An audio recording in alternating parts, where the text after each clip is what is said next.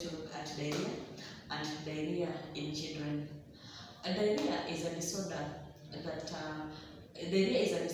whereby a child excretes or gives waste that is in liquid form, that is not solidified. At times it is very liquefied, or it is completely watery. Many people confuse diarrhea with the first stool for the newborn, or the stool that is given by infant. Diarrhea is different from that stool because diarrhea is quite frequent. Within an hour, a child can excrete even 10 times, and that is a danger sign, or a sign that shows that your child is in danger.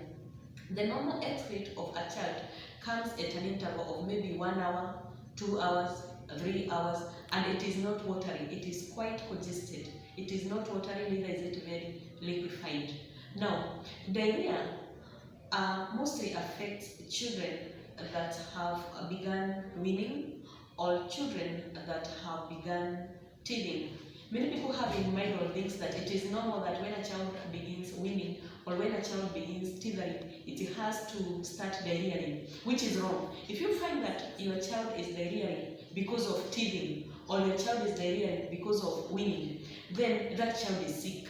There is no normality, or it is not normal or guaranteed that when a child begins weaning or when a child begins teething or teething, he has to diarrhea. Diarrhea is a disease that needs to be managed, and it has to be managed immediately. The minute you realize that your child is diarrheaing, the stool is different, it is too watery, it is too liquid, it is coming too frequent, make sure you see a doctor immediately, because diarrhea is quite deadly in small children. Diarrhea can be caused by change of food or change of diet, or food that is stale that causes disorder in the stomach, or dirty food, or just dirt.